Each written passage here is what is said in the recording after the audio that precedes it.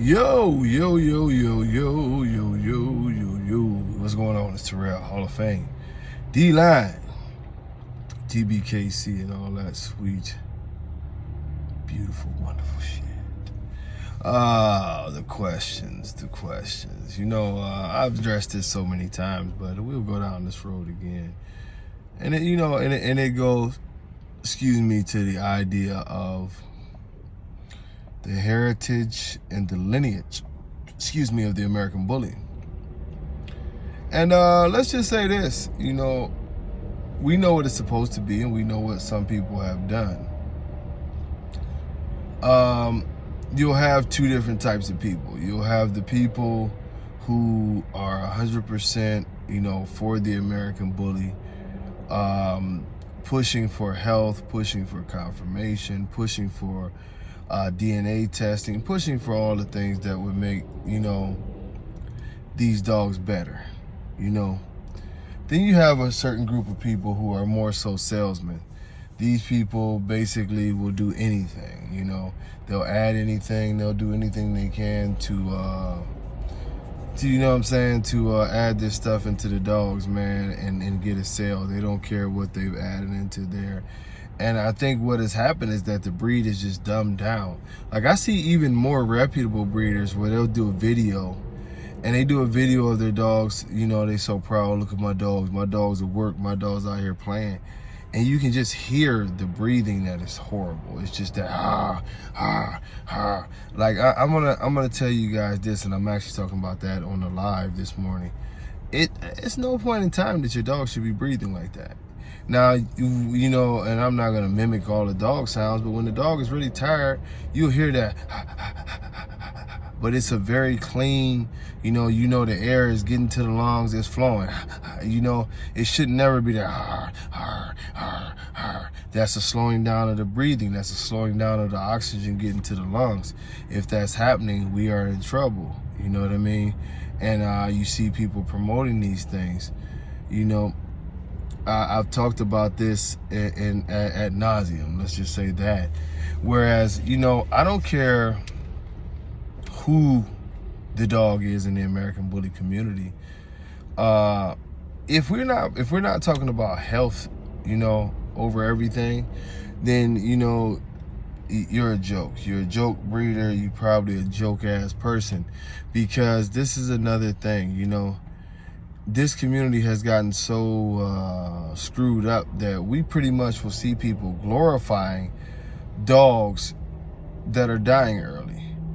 I have people who try to have beefs with me, who talk shit to me, who do all these things with me, what I say about dogs. And the reality is their arguing points, the dogs that they're pushing for, and the dogs that they're saying are better than, some of the clean dogs that I like based off of price, is that these dogs are dying at 3 and 4 years. And I'm not trying to be like ignorant. I'm not trying to kick dirt on nobody while they down. But just this past week, I saw 6 or 7 more dogs die. All 4 years and younger. How are y'all winning a race if your dog can't live past 4 years?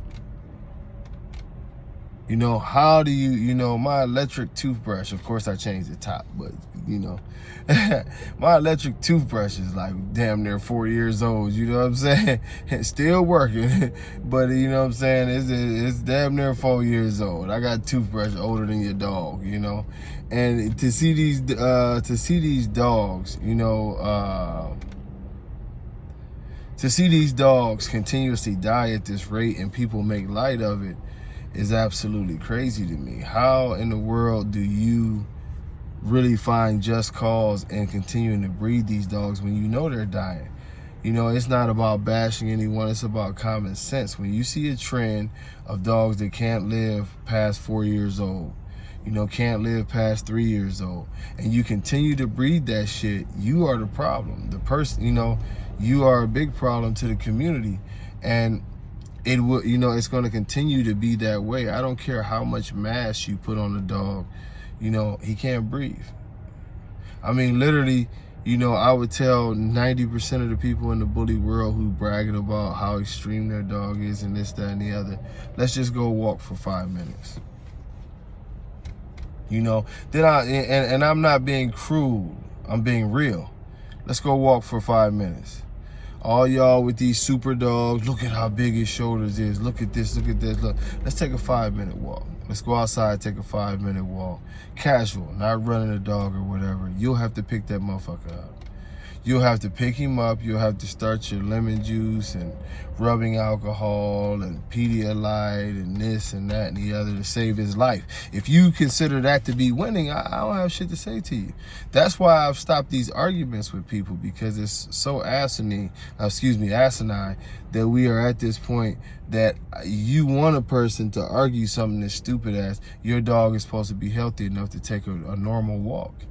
I'm not talking about having some spirit and some drive in him to where he can defend himself, which a lot of those dogs, I notice they tuck their tails and they look around all weird, some other weird shit going on there. But your dogs can't even survive in air-conditioned buildings.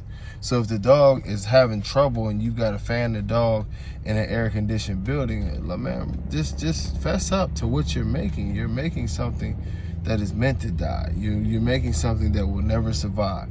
You're making something that will destroy a community. But if you get a couple dollars off of it, it's all fine. That's basically where we're at with this. And this is one of the reasons why I don't continue to argue with people. Genetics are genetics. Healthy dogs are healthy dogs. You know, just like unhealthy dogs are unhealthy dogs. And if this is what we're doing, at the end of the day, you know what I mean? It's not an argument to be had. We can't get scientific. I can't break down genetics for you. I can't, you know what I'm saying, talk about the importance of this procedure or that procedure or the steps to go through to make a better dog. It's not going to matter. You know, you want an unhealthy dog that can't breathe. Genetics do not lie. You know, I was telling a friend of mine last night, you know, on the phone that, you know, I mean, you look at all genetics, man. Hell, genetics in my family. If you just happen to be in an unfortunate situation to have to raise somebody in my family, you'll find out. Grandma was fast. Grandpa was fast. All the kids was fast. Grandkids just as fast. It's genetics. You know what I'm saying?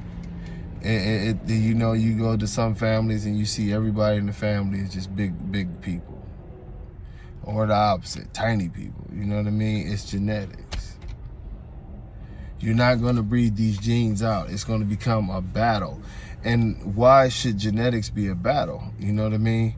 If we're trying to make something or trying to get somewhere, why would the genetics game be a battle? We should be aligning genetics that complement each other instead of trying to do what we do and, oh, we're going to fix this, we're going to fix this. And the only real gene that these new age bully breeders have ever cared about is size.